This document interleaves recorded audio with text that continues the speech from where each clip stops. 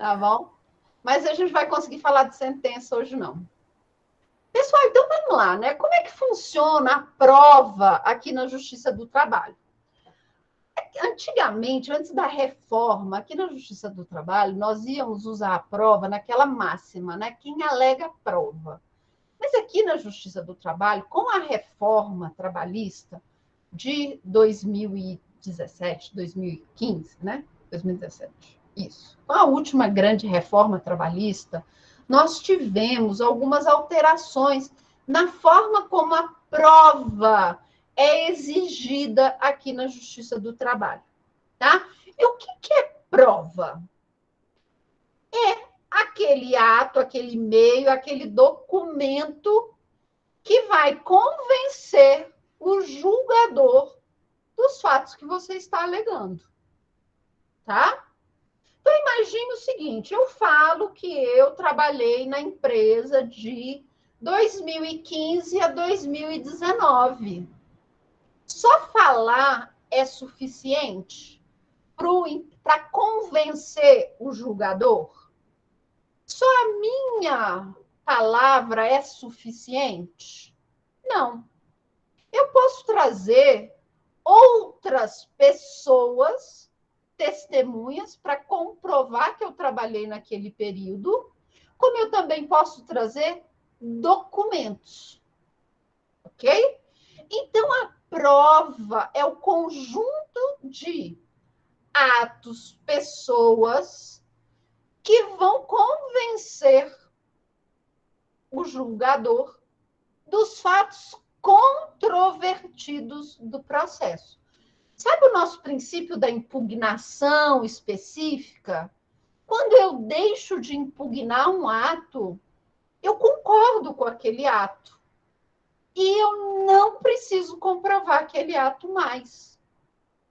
Então, veja como a impugnação específica ela é importante até para o convencimento do juiz.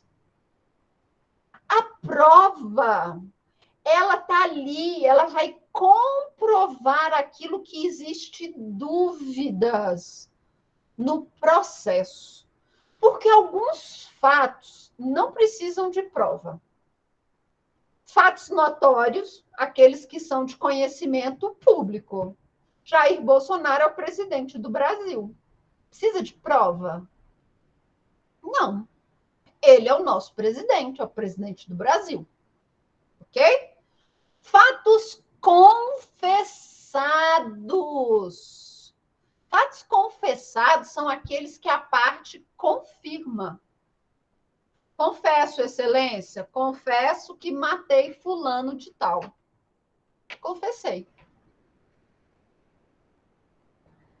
Fatos incontroversos são aqueles que não são negados. Então, vamos pensar aqui na Justiça do Trabalho. Você está lá fazendo sua impugnação e aí você fala, realmente a Caroline trabalhou na empresa de 2015 a 2019. Então, você está confessando que aquilo é verdade. Eu preciso arrumar uma testemunha para falar que eu comecei a trabalhar lá em 2015 a 2019? Eu preciso juntar cópia da minha carteira de trabalho, por exemplo? Não, porque a outra parte já confirmou. E o que são os fatos incontroversos? Imagina que eu alego que eu fazia 2 horas extras todo dia. E lá na contestação, o advogado não falou absolutamente nada relacionado às horas extras trabalhadas.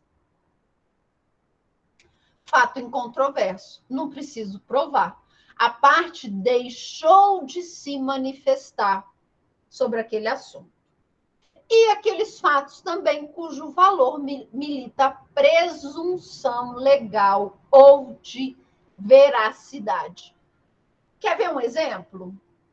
Eu estou fazendo um processo e eu assinei o processo aqui com o meu certificado digital.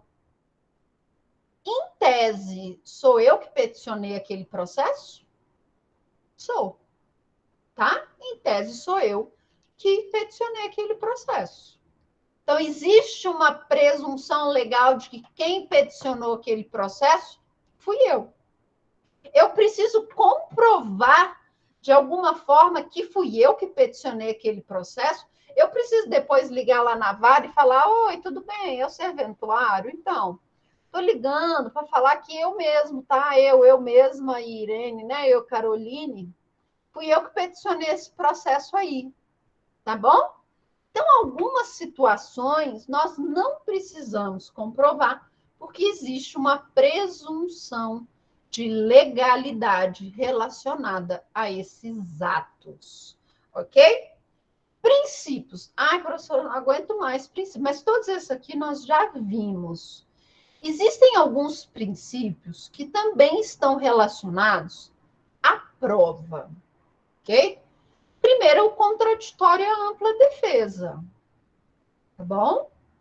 O contraditório e a ampla defesa, eles vão garantir a parte reclamada aqui na Justiça do Trabalho se manifestar e apresentar todas as provas necessárias para garantir o seu direito, tá bom? Segundo, é o princípio da necessidade. Muita atenção ao princípio da necessidade. Não basta eu só alegar, eu preciso provar, tá? Aqui na Justiça do Trabalho, as provas, nós vamos ver, elas são as mais diversas. Então, eu posso provar diversas formas. Eu posso provar com testemunha, eu posso provar com áudio de WhatsApp, print da conversa do WhatsApp, posso provar com documentos, posso provar com a minha carteira de trabalho.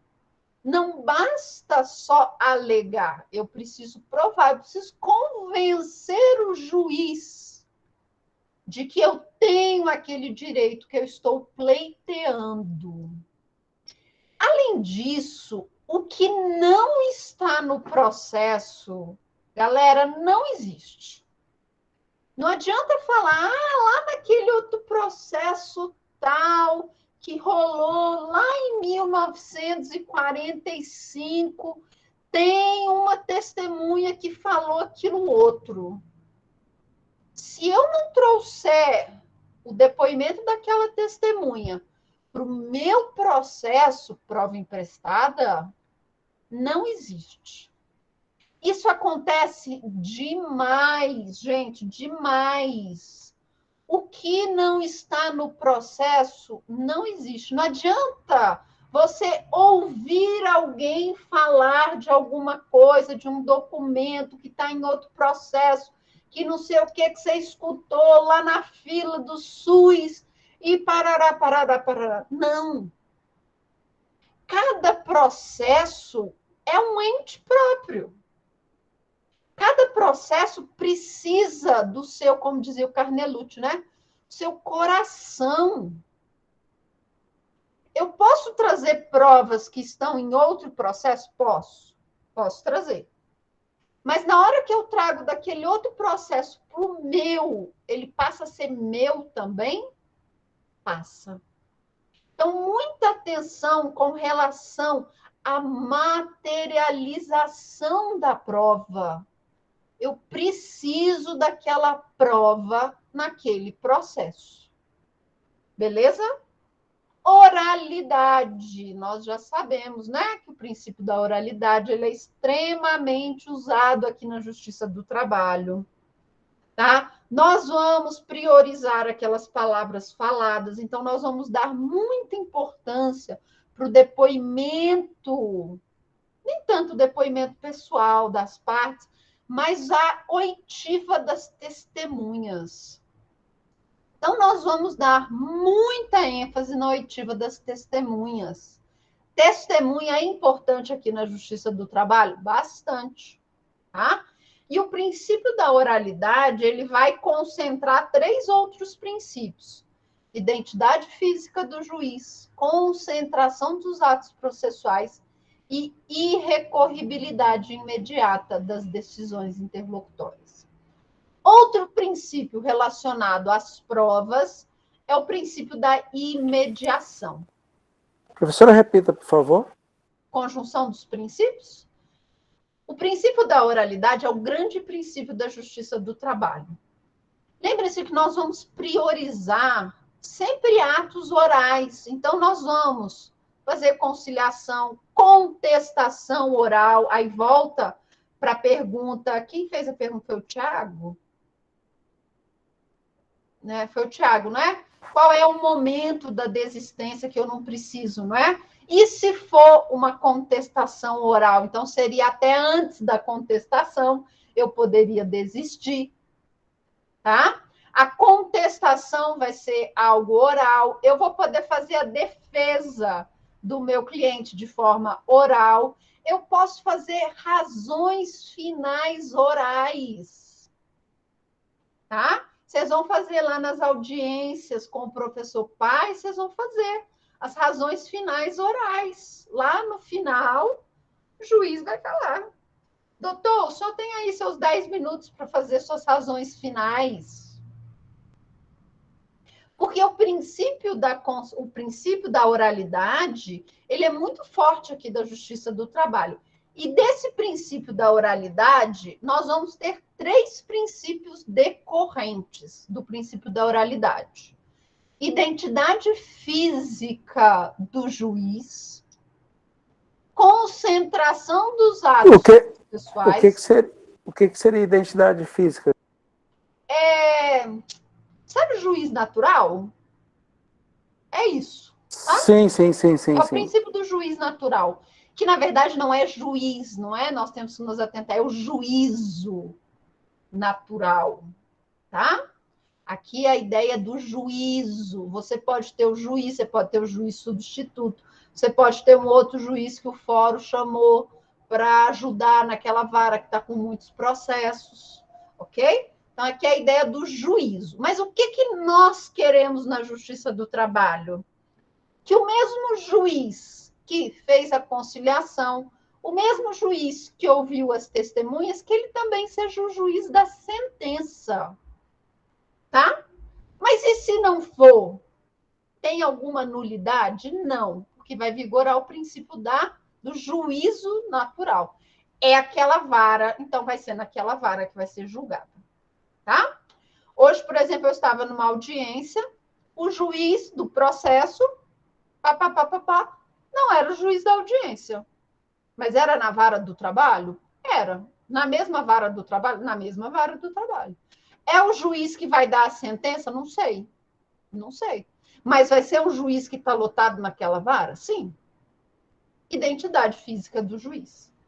Princípio da concentração dos atos também. Eu vou tentar fazer tudo numa só audiência.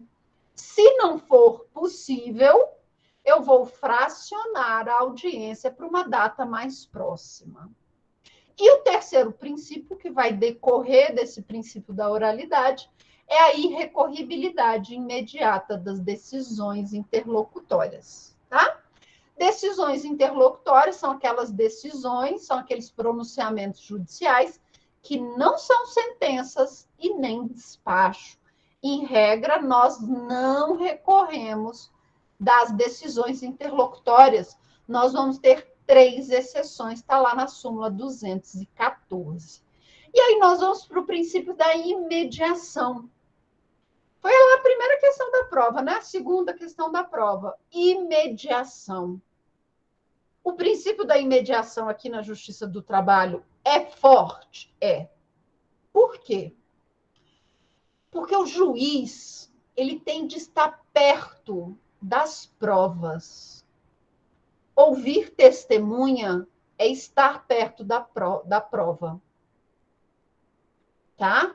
Então, o princípio da imediação é a necessidade de o juiz se aproximar daquela situação.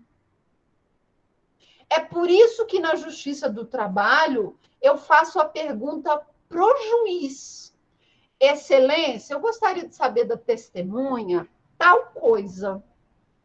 Se o juiz entender que aquela pergunta não é relevante, ele vai indeferir. E nem hoje. Hoje a gente estava lá. O advogado outra parte, eu. Excelência, eu quero saber da testemunha isso. Excelência, eu quero que a testemunha narre os fatos. Ah, excelência, eu quero saber da testemunha se ela trabalhava na empresa. Tá.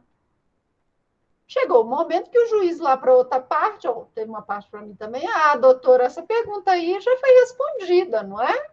Pois é. Princípio da imediação. Lá no processo civil é diferente. Lá no processo civil eu posso inquirir diretamente a testemunha, posso fazer perguntas diretamente para a testemunha. Eu não preciso, ok, passar pelo juiz.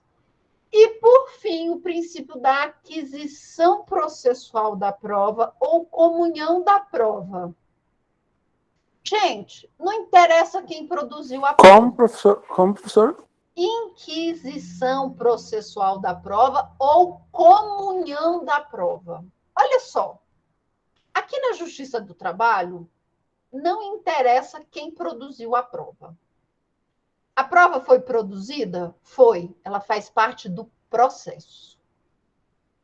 A prova pode ser produzida pelo autor, a prova pode ser produzida pelo reclamado, a prova pode ser requerida pelo juiz. Não interessa. Uma vez que a prova foi juntada ao processo, ela é do processo. Tá?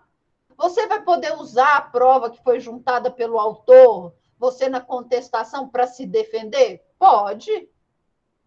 O autor pode utilizar a prova que o réu juntou para se defender? Pode. Então, vejam, a prova ela faz parte do processo. Nós vamos ter uma situação aqui na dinâmica do ônus da prova, que o juiz pode, aquilo que a gente chama comumente de inversão do ônus da prova. Aqui na Justiça do Trabalho, nós também vamos ter a possibilidade da inversão, né? Eu não gosto muito desse termo, mas esse é o termo mais comum do dia a dia, inversão do ônus da prova. Eu posso ter inversão do ônus da prova aqui na Justiça do Trabalho? Posso.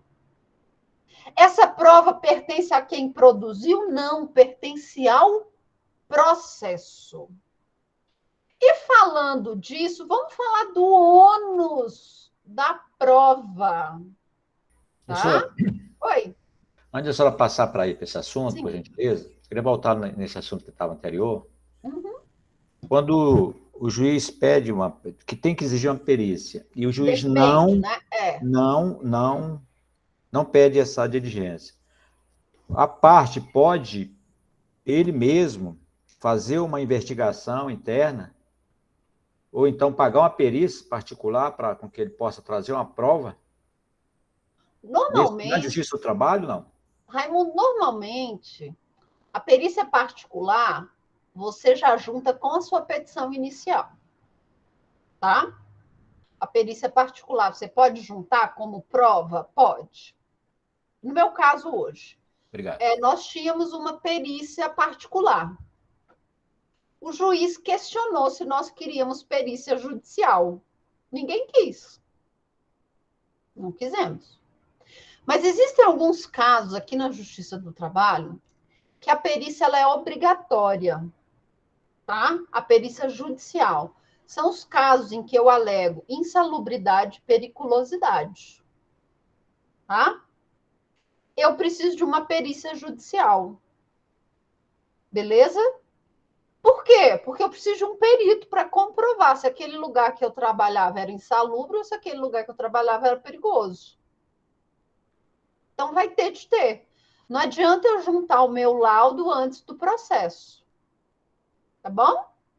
Obrigado, Respondi professor. a sua pergunta? Obrigado, respondeu sim. Porque, Professor, normalmente, nós juntamos as nossas perícias particulares. Veja só, eu não tenho, lá na minha inicial, de juntar toda a minha documentação, princípio da eventualidade, juntar tudo, inclusive as minhas provas. A perícia particular é uma prova que eu tenho para comprovar aquilo que eu estou alegando.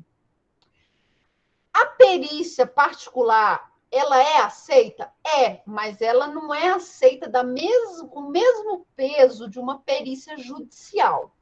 Por quê? A perícia particular, não fui eu que paguei? Foi. Não fui eu que contratei, fui lá e escolhi o perito? Foi.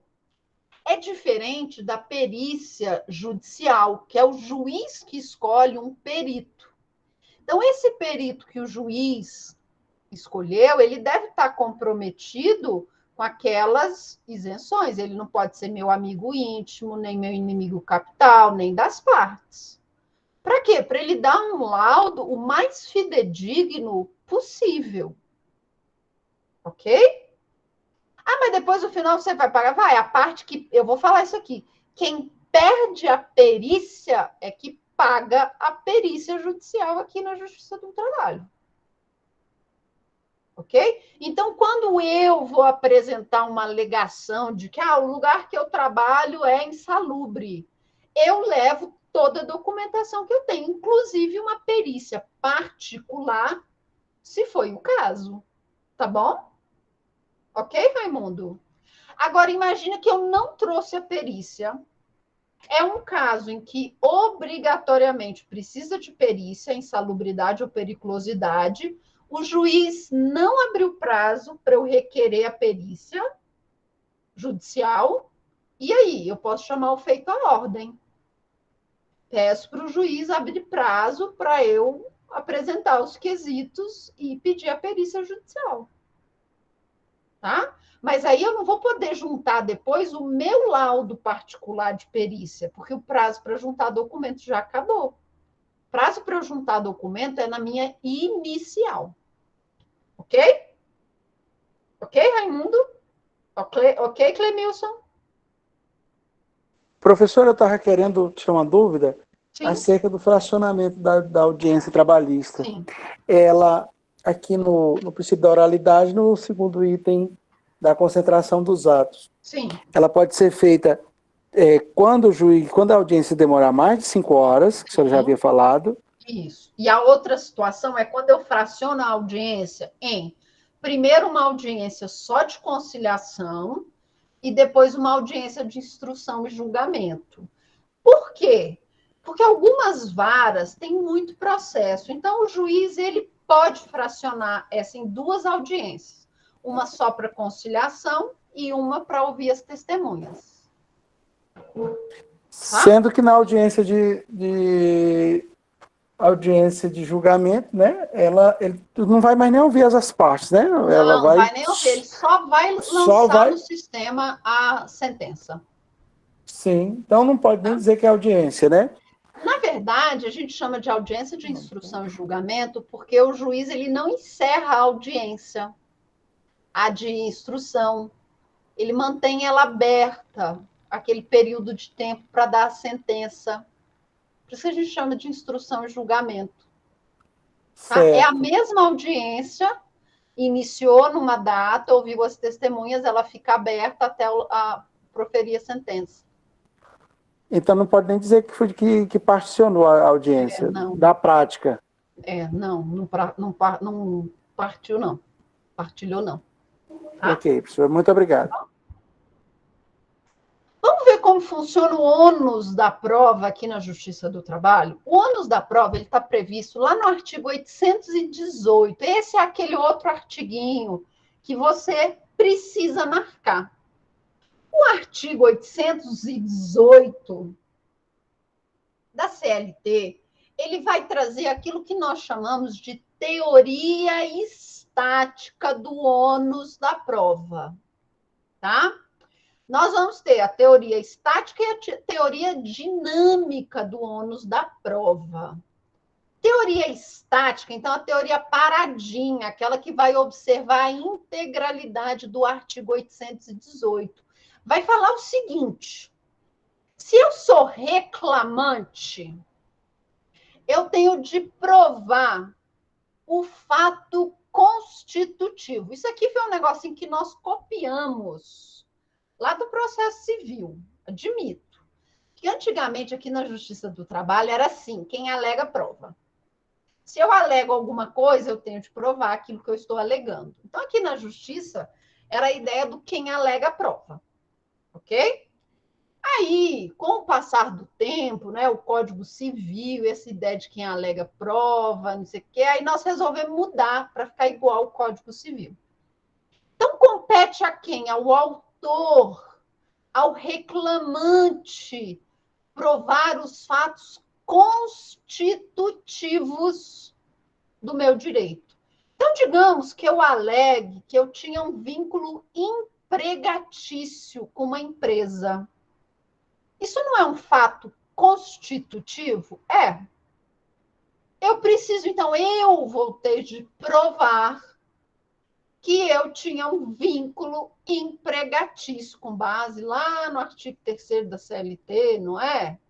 Que eu tinha subordinação, tudo aquilo, pessoa física, não é? Então, eu vou ter de comprovar o fato constitutivo da minha relação jurídica. Tá? Então, eu, reclamante, provo os fatos constitutivos do meu direito. Ao reclamado, vão caber o quê?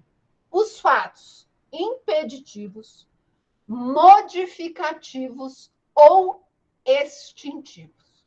Fato extintivo, aquele que põe fim à relação jurídica. Olha, excelência, eu até adoraria responder ao processo, mas está prescrito. Prescrição, 2 anos já. A pessoa passou mais de 2 anos, desde a demissão, sem ajuizar a ação, prescreveu. Ou não, olha só, ela está pleiteando direitos que tem 10 anos de decadência.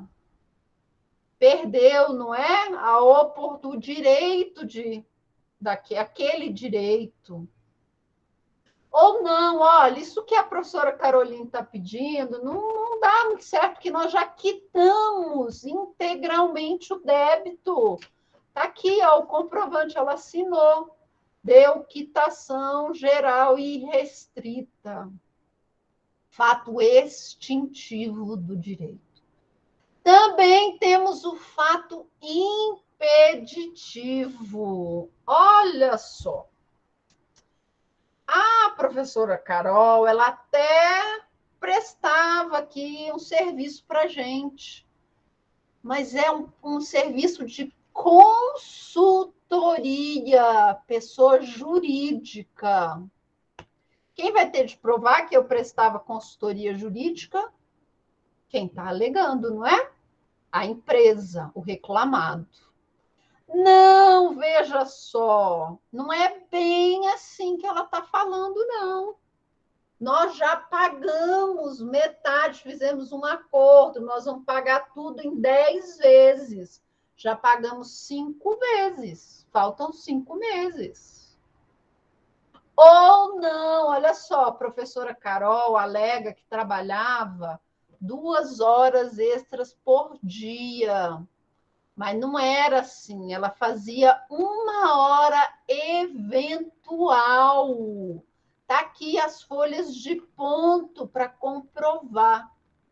Então, o ônus da prova aqui na Justiça do Trabalho, ele vai obedecer essa regra estática.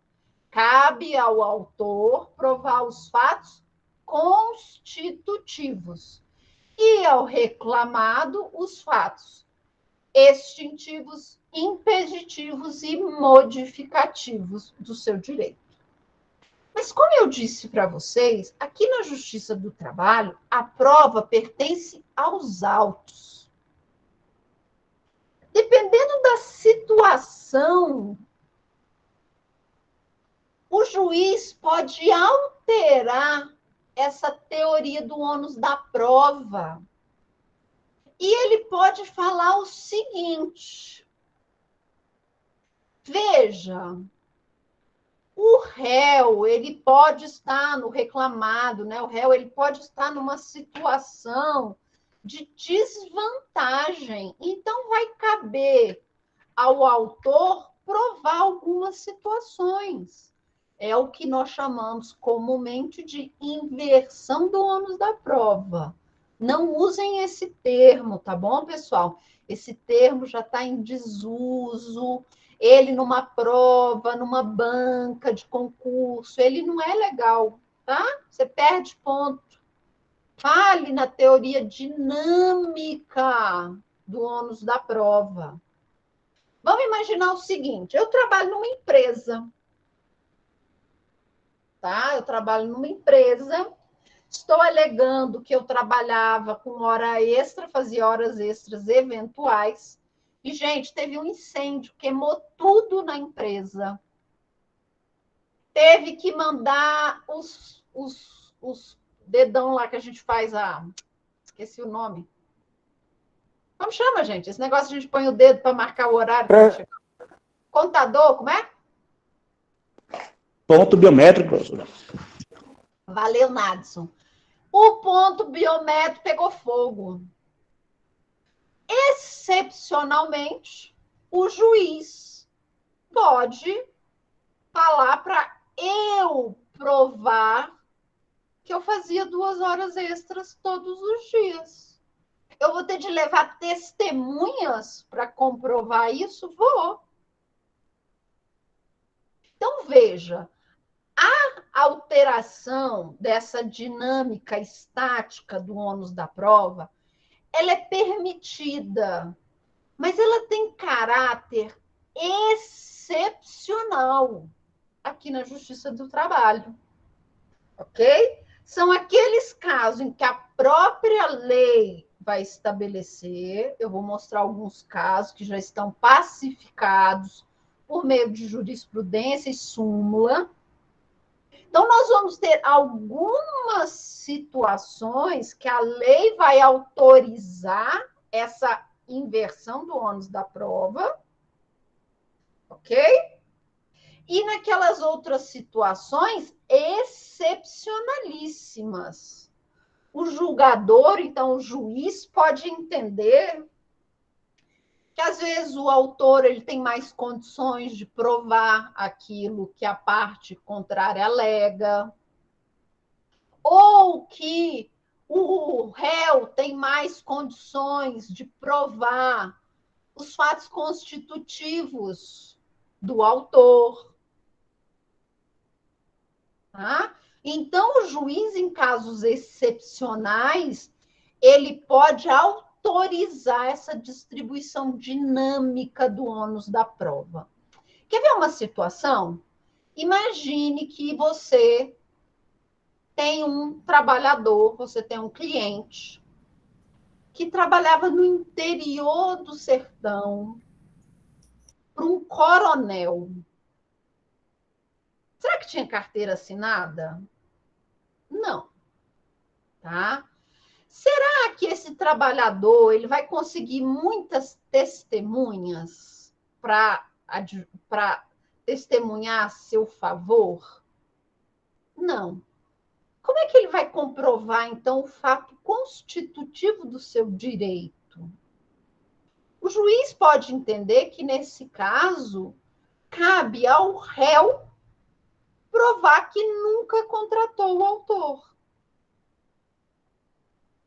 Ele vai ter que provar, por meio de diversas testemunhas, que o autor nunca trabalhou na empresa dele, nunca trabalhou na fazenda dele.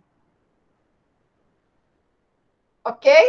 Então, essa distribuição dinâmica, ela é permitida aqui na Justiça do Trabalho.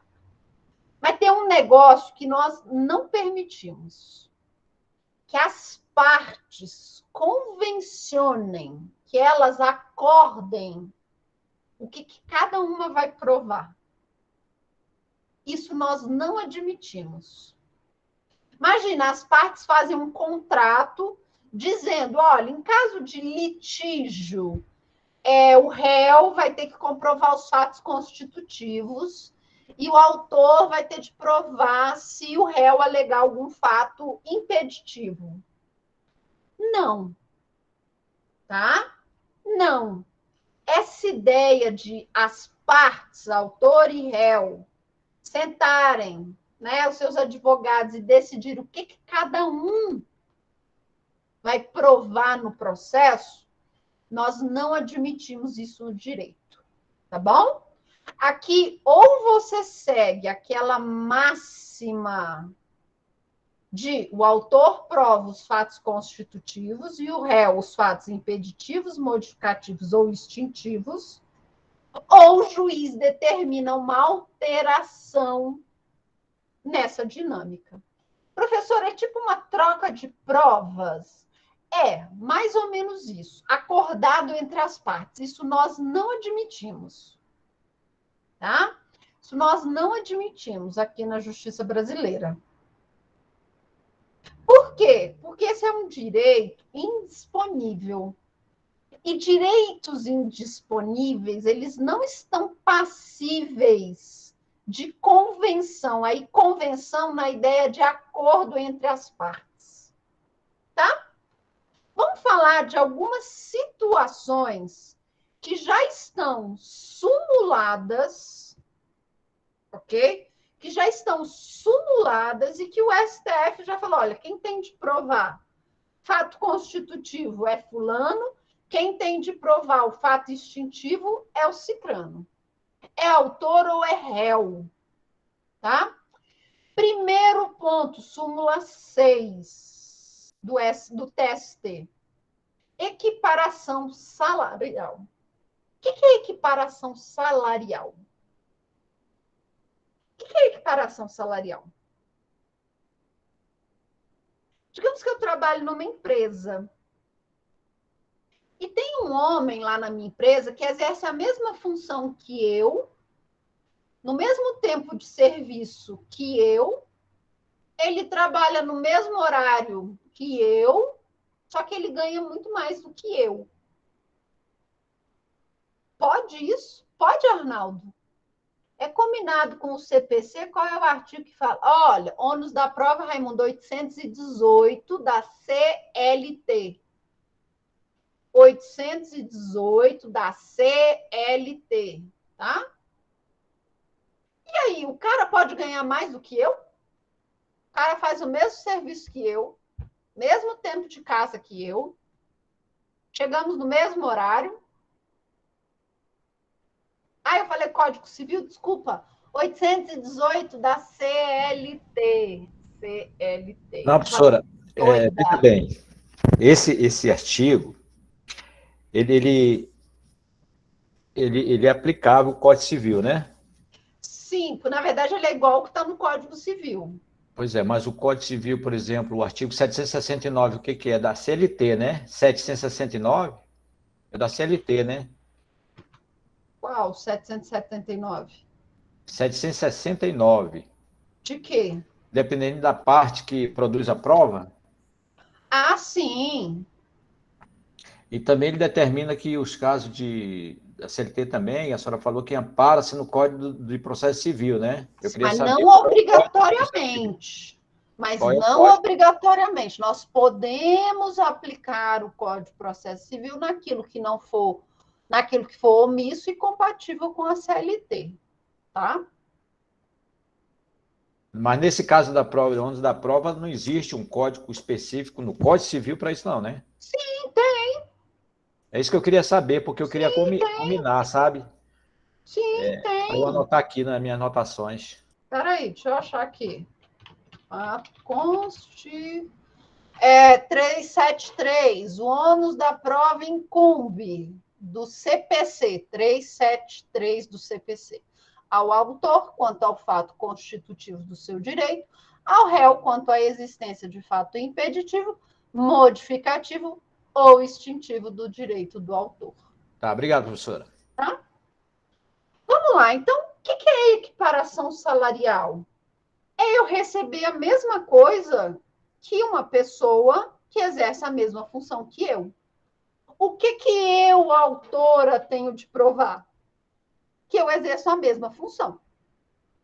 O cara exerce a mesma função, nós somos contratados na mesma época, ele é vendedor, eu sou vendedora.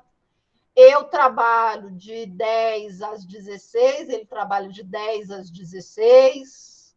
O que é que ele ganha mais do que eu? Identidade de função. E o que que cabe à parte reclamada? Fato extintivo. Pagamento de diferença, prescrição, pagamento integral, decadência, tá? Eu receber mais do que a outra pessoa que eu acho que recebe. Fato impeditivo, diferenças na produtividade, tempo de serviço, localidades distintas, quadro de carreira. E o fato modificativo, pagamento parcial. Então, o TST já falou, olha, se você quer discutir equiparação salarial, o que cabe ao autor? Provar que eu tenho uma identidade de função. E o que vai caber ao réu? Provar esses fatos constitutivos. Diferenças, prescrição, eu receber mais, diferença de produtividade, tempo de serviço, localidades, quadro de carreiras ou pagamento parcial. Ok? Segundo simulado já, notificação da citação. Presume-se citado. Se em 48 horas o AR não voltar. Passou 48 horas, o AR não voltou, citado. Ok? A parte ré está citado. Quem que vai ter de comprovar que não recebeu a citação? O réu. Tá? O réu que vai ter de comprovar. Então, passou-se 48 horas, não chegou o AR nesse prazo de 48 horas, a Justiça do Trabalho entende que o réu está citado. Ok? Está citado. Aí é ele que vai ter que comprovar, olha, foi enviado para local distinto, foi enviado para pessoa que não é do conhecimento, e não sei o que, entregou para o vizinho, por aí vai, ok? 48 horas, presume-se citado.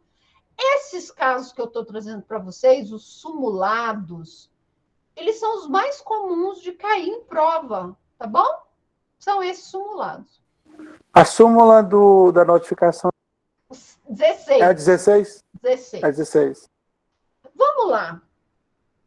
Dispensa discriminatória de portador de doença grave. Aqui eu me refiro às pessoas portadoras de HIV, tá?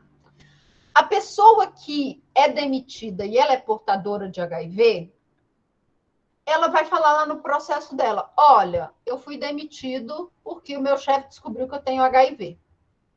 Quem vai ter de comprovar que essa demissão não foi motivada pela doença grave? O empregador. Como que ele vai fazer isso?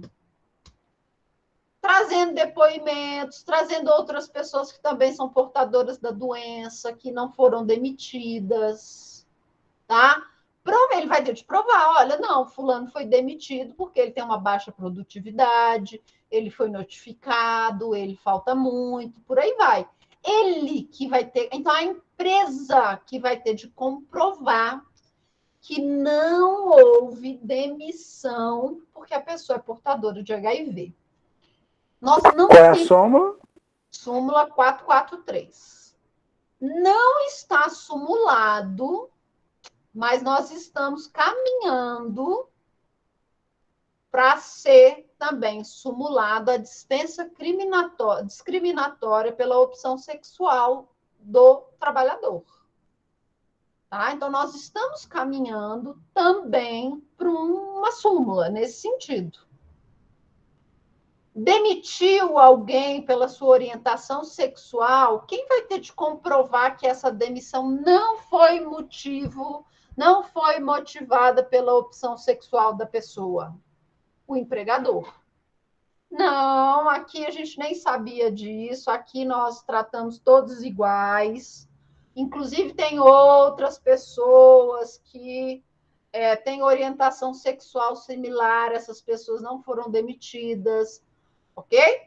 Então, nós não temos súmulas, mas estamos encaminhando para uma súmula. Nós já temos várias jurisprudências no sentido da dispensa discriminatória pela opção sexual, em que o empregador teve de comprovar que não foi uma demissão discriminatória, ok? Se não conseguir provar, já é condenado, tá? Então, hoje o que nós temos súmula é dispensa discriminatória de portador de doença grave, tá? Portador de HIV, tuberculose, portador de hanseníase. Então, atenção, essas doenças graves, que ainda têm um certo estigma na população, preconceito, doenças, hein? Doenças graves. Quem tem de provar que a demissão não foi por conta da doença é o empregador. E aí nós estamos caminhando para uma outra dispensa discriminatória, que é a da orientação sexual, ok? Em que o empregador vai ter de comprovar que essa demissão não foi discriminatória. Ok? Com relação ao término do contrato de trabalho, alguma dúvida com relação à dispensa discriminatória? Então, são essas doenças, gente. HIV, hanseníase. Hanseníase é uma doença muito triste, mas que tem tratamento. Tuberculose, tá? Tuberculose. Daqui a um tempo, talvez, Covid, não é?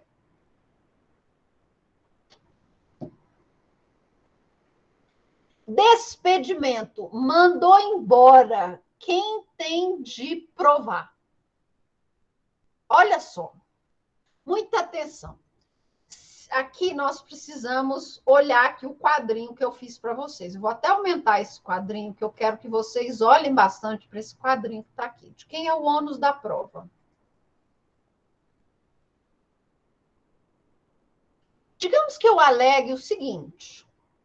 Olha, eu trabalhei como professora lá no Unidesc de 2019 a 2020. Trabalhei como professora lá no Unidesc. De 2019 a 2020. E aí, a Unidesc vai dar lá a se manifestar no processo, fazer contestação, não é?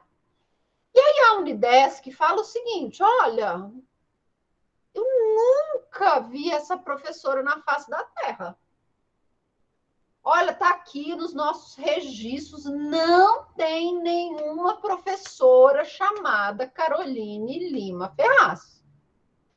Nunca vimos essa pessoa aqui na Unidesc. Não sabemos quem é. Quem vai ter de provar que trabalhou no Unidesc? Eu. Então, veja só. Se eu alego que trabalho numa empresa e a empresa diz que eu nunca trabalhei naquela empresa, quem vai ter de comprovar que trabalhou na empresa? Eu. Então, olha, eu trabalhava naquela loja. Aí o dono da loja, olha, eu nunca vi essa pessoa aqui na minha frente. Nem sei quem é. Nunca nem vi. Nunca trabalhou aqui. Quem tem de comprovar que trabalhou na loja? Eu. Agora, veja o seguinte. Eu alego que trabalhava na loja. Não, eu trabalhei na loja no período tal. Aí o dono da loja fala assim, eu era vendedora.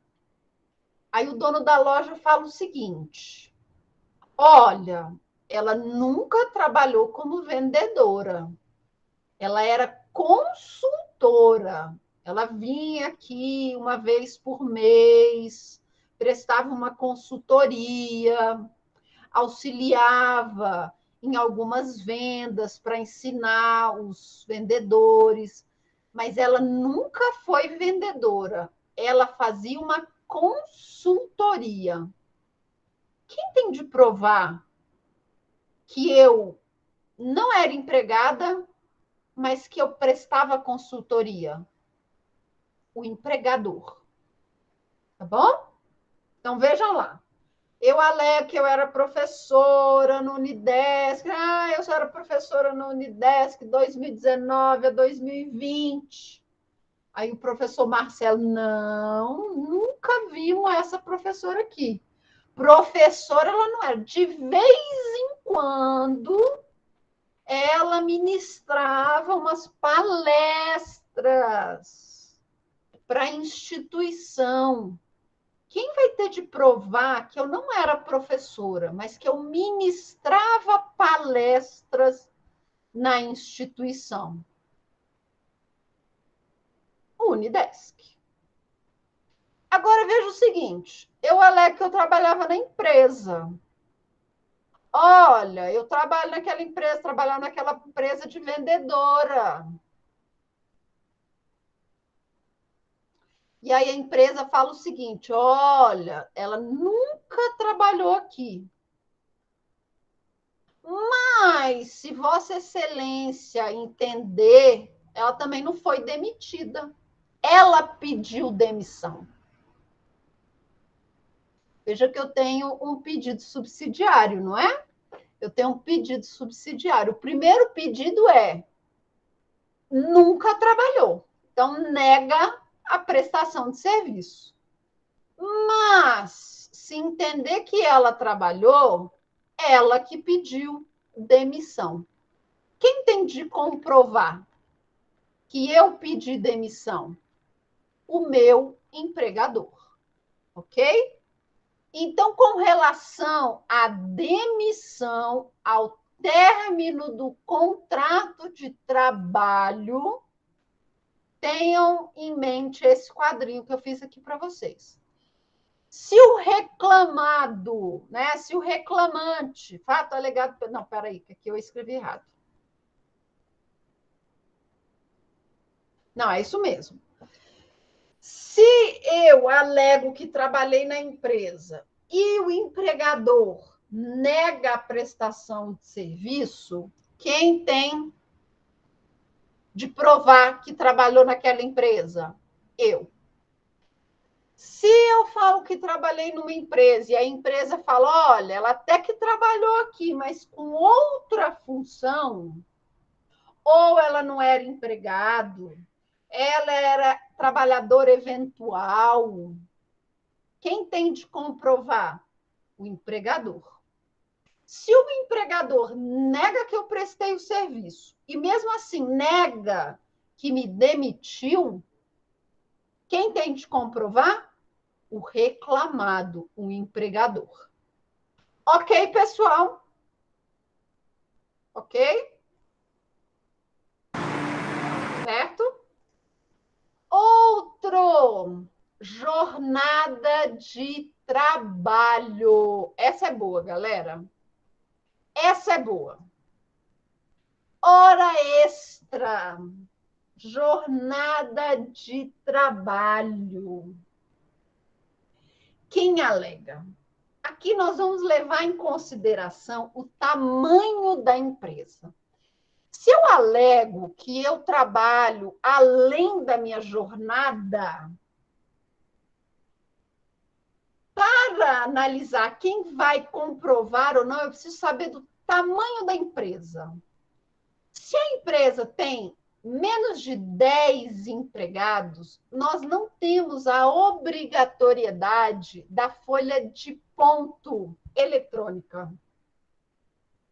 Pode ser a folha de ponto manual, nem precisa de folha de ponto. Olha isso. Então, se é uma empresa pequena, a folha de ponto é dispensada. Tá? Se a empresa tem de 10 ou mais trabalhadores, a folha de ponto é obrigatória. Combinado? Vamos lá. Eu alego que trabalho numa empresa. Olha, eu trabalho naquela padaria, eu chego lá às 5 horas da manhã para fazer o pão. Eu saio de lá só 6 horas da noite. Olha o tanto que eu trabalho. Eu tenho 1 hora de almoço. Quer dizer, eu estou trabalhando 11 horas. É isso? 1 hora de almoço. 10 horas por dia. Estou trabalhando 10 horas por dia, fazendo hora extra todo dia. Eu não estou recebendo. Nós vamos questionar, então, a empresa. Quantos empregados tem naquela padaria? Olha, tem 6 empregados. Quem tem de comprovar que fazia hora extra? Eu. Não. Tem 15 empregados na padaria. O empregador, então, ele é obrigado a ter as folhas de ponto. E ele vai ter de comprovar, por meio da apresentação das folhas de ponto, que eu não fazia hora extra. Mas atenção às folhas de ponto. Nós não admitimos aquelas folhas de ponto que os horários são assim: entrada, 8 horas, saída, meio-dia. Aí no dia seguinte, entrada, 8 horas, saída, meio-dia. Entrada, 8 horas, saída, meio-dia. Sabe aquela folha de ponto britânica? Nós não admitimos folha de ponto britânica. Elas são inválidas aqui para a Justiça do Trabalho. Tá? Se o empregador apresenta essa folha de ponto britânica, ela não é admitida como prova na Justiça do Trabalho. Ele vai ter de comprovar por outros meios que não aquele do folha de ponto. O que nós aceitamos como folha de ponto? Aquela que tem os horários reais. Ninguém entra 8 horas, 0 minutos e 0 segundos, todos os dias. Ninguém sai e bate o ponto meio-dia, 0000. Ninguém faz isso todos os dias. Então, a folha de ponto, para ela ser admitida, ela tem que ser aquela folha de ponto real, variável. Ok? Hoje em dia já é bem mais moderno, não é? Hoje você vai lá com o dedão, não é assim? Você vai lá com o dedão, bate o horário certinho que você entrou, que você saiu. Não é assim? Nós, professores, temos isso. Quando chegamos na faculdade, colocamos lá o dedão. Quando nós vamos embora, colocamos o dedão. Então, muita atenção com relação à sua jornada de trabalho. Quem prova, tá? Quem prova? Se a empresa tem menos de 10 empregados, quem tem de provar a jornada é o reclamante. Se a empresa tem mais de 10 funcionários, quem vai provar é a empresa, por meio da folha de ponto. Ok? E a folha de ponto, ela não pode ser aquela britânica. Diz, Clemilson. Professora, isso está simulado? Ou é. A súmula 338. Súmula 338. Ok, obrigado, professora. De nada. Ok? Só isso? Então, dei uma olhadinha na súmula 338. Quais são os nossos meios de prova? Os nossos meios de prova podem ser pela confissão, ok? A confissão, eu já falei para vocês aqui da confissão, mas nós vamos ter 2 súmulas. Súmula 9 e súmula 74. Oi. Oi, Clemilson. A anterior, que é o término da relação de trabalho, também está simulado, professor? Está simulado, só trouxe situações simuladas. Qual é, professor? Porque 212. A senhora me desculpa, porque eu estou acompanhando do celular, que eu estou no trabalho. Não tem problema, não. 212. Ok. Confissão. O que é a confissão? Não é? É você concordar, né? Admitir em direito aquilo que a outra parte está alegando, tá? Muita atenção aqui com relação à confissão. Aqui na Justiça do Trabalho, a ausência do réu na primeira audiência vai importar a revelia, que é a confissão, que é aceitar o processo de acordo com os documentos trazidos pela outra parte, não é? E a ausência do réu ou do autor na segunda audiência, nós vamos ter a confissão ficta, tá? Então, muita atenção com relação à confissão.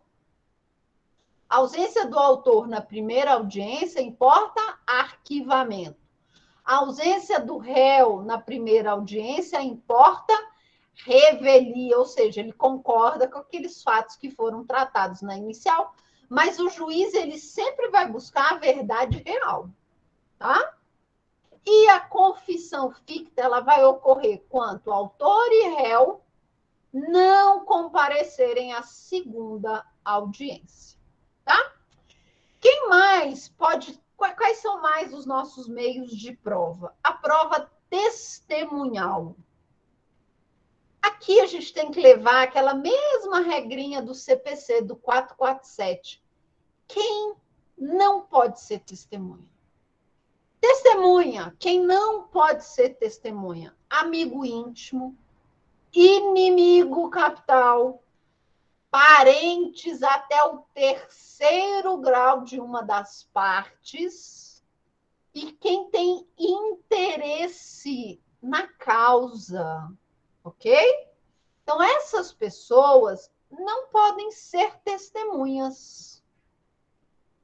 Se o juiz, ele fala lá, fulano hoje, né? Hoje na audiência, eu estava lá atacada, né? Na audiência hoje.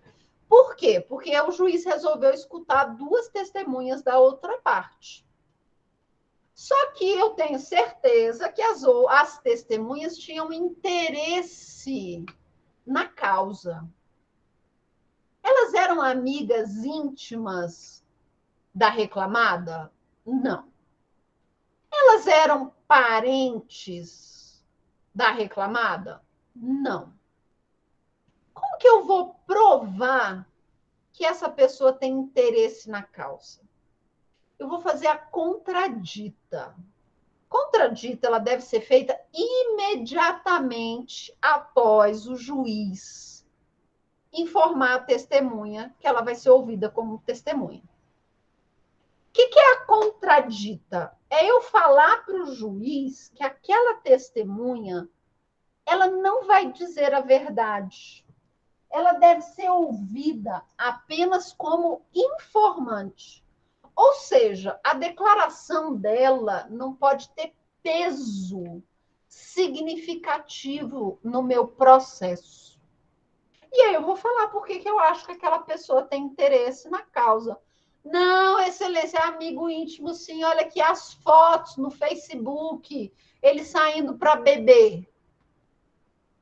Tá? Amigo íntimo. Olha aqui o churrascão na casa do fulano. Olha todo mundo junto. Ou tem interesse na causa. Não, é uma pessoa desavença, fulano. Entendeu? Quer que ele perca essa ação. Tá? Então, nós podemos fazer a contradita daquelas pessoas que nós acreditamos que elas têm algum motivo para não serem ouvidas como testemunha. Qual é o número máximo de testemunha? Eu já falei isso aqui. Se o rito for o ordinário, eu vou ter no máximo 3 testemunhas para cada parte. Lembrando, se for um litisconsórcio, tá? Facultativo, o meu limite é de 3 testemunhas para o polo. Não, é um litisconsórcio obrigatório, forçado, 3 testemunhas para cada litisconsórcio. Se o rito é o sumaríssimo, 2 testemunhas no máximo, na mesma regra. Mas se eu quero, né? O que eu estou fazendo, essa reclamação trabalhista, é um inquérito para apuração de falta grave, que tem um rito de tramitação especial, eu vou ter até 6 testemunhas. O que mais que eu posso ter como prova? Prova pericial, prova documental. E qual é o momento de juntar os documentos? Qual é o momento? Na primeira oportunidade que eu puder me manifestar nos autos. Então, qual é o momento de se apresentar os documentos? Tá? Com a minha petição inicial. E se eu sou réu, na minha contestação. Aí aqui nós vamos voltar para o que o Jordão me falou lá no início, não é? E aí eu tenho 2 correntes. Eu tenho uma corrente que vai falar, uma corrente minoritária, que vai falar que enquanto eu tiver instrução processual, eu vou poder juntar documentos. A corrente que é tida como a mais acertada pela doutrina e pela jurisprudência, não vai falar isso não, vai falar o seguinte, olha, o reclamado, qual é o momento que o reclamado tem para juntar todos os seus documentos? Reclamante, na inicial. Então, o autor, o reclamante, é na inicial que ele vai juntar todos os documentos que ele possui. E o réu, na contestação. Passou desse momento, eu não posso mais juntar documentos. Por quê? Precluiu o meu direito de juntar documentos. Tá? Nós vamos ter aquilo que nós chamamos de justo impedimento. O que é o justo impedimento? É a possibilidade, lá na minha fase recursal, de eu poder juntar documentos. Mas para esses documentos serem admitidos, eu preciso comprovar que, no momento da juntada dos documentos, eu não tinha posse daqueles documentos. Imagina a seguinte situação. A moça que trabalhava aqui em casa, tá? Entrou na justiça contra mim, pleiteando direitos trabalhistas. E eu precisava juntar um recibo que eu tinha do pagamento. Mas não juntei, porque estava dentro de uma gaveta, sabe? Estava uma bagunça aqui na minha casa. Minha casa estava em obra, estava tudo encaixotado, estava uma bagunça. Eu não juntei esse documento, fui condenada.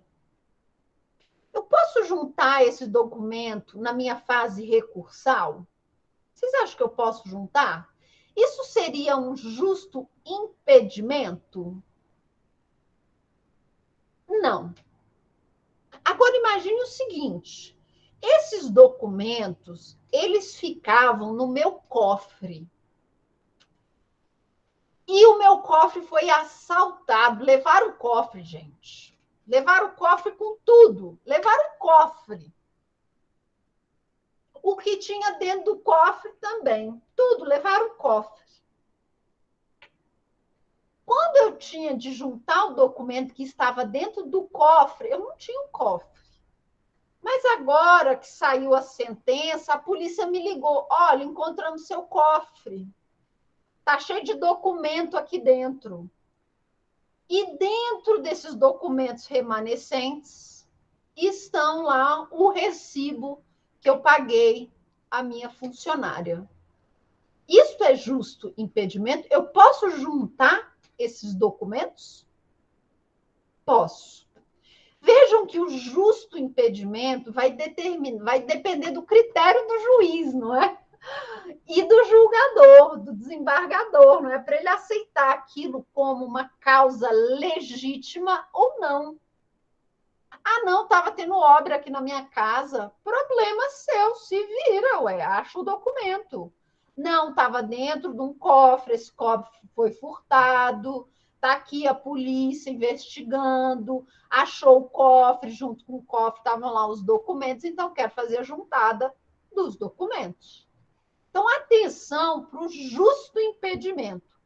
O justo impedimento vai depender do critério discricionário do julgador, que vai permitir ou não que você acrescente documentos na fase recursal. Súmula 8 do TST. Além dessa prova documental, nós também vamos ter a prova pericial, é a perícia. A perícia ela pode ser de 3 tipos: exame, vistoria e avaliação. Exame é em pessoas ou animais, tá? Então, exames é em pessoas ou animais. Vistoria é em bens imóveis ou bens móveis. E a avaliação é para ver quanto vale, valor de mercado, tá? Então, o exame é um exame na pessoa física ou no animal. Você precisa fazer um exame ali no animal ou na pessoa. Vistoria é quando você vai no local ou num bem móvel. Você vai analisar as condições daquele local. E a avaliação é dinheiro, quanto que vale aquele bem imóvel, aquele semovente. E muita atenção com relação à perícia. Quem paga a perícia? Quem perde o objeto da perícia. Presta atenção.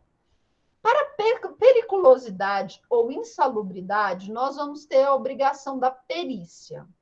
Digamos que lá nos meus pedidos, eu peço um monte de coisa, danos morais, danos materiais, hora extra e insalubridade.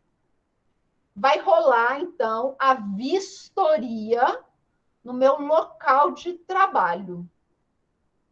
A vistoria, o perito entendeu que o local de trabalho não era insalubre. Quem vai pagar a perícia? Eu. Não fui eu que pedi a insalubridade? Não fui eu que perdi a insalubridade? Quem vai pagar a perícia? Eu. Mas olha só, eu ganhei todos os meus outros pedidos. Só perdi a perícia. Mesmo assim, eu pago a perícia? Sim. Tá? Então, quem vai pagar a perícia? Quem perde a perícia. Tá bom? Não é quem perde o processo, é quem perde a perícia. Combinado? E, por fim, nós também podemos ter a inspeção judicial. É quando o juiz, ele mesmo vai, a loco, tentar solucionar aquela situação, tá bom? Então, a inspeção judicial também é uma prova, pode ser uma perícia feita pelo juiz in loco, quando ele vai até o local. Por exemplo, eu alego lá no meu processo criminal que a cadeia é um lugar que não dá para o preso ficar. Superlotada. O juiz da vara de execuções pode ir lá e analisar se está superlotada ou não? Pode. Isso é uma inspeção judicial. Alguma dúvida, pessoal, com relação aos nossos meios de prova? Com relação à prova aqui na Justiça do Trabalho e o ônus da prova? Alguma dúvida? Não? Então, ficamos por aqui. 15 para as 10, até aqui tranquilo, não é? Nossa próxima aula, nós vamos falar de sentença e vamos começar a nossa fase recursal, ok? Nós vamos começar a falar dos pressupostos de admissibilidade dos recursos, os princípios recursais, e eu prometo que eu vou tentar fazer uma prova mais fácil. Tá bom? Tá joia, professora. Boa noite. Boa noite para todos e até semana que vem.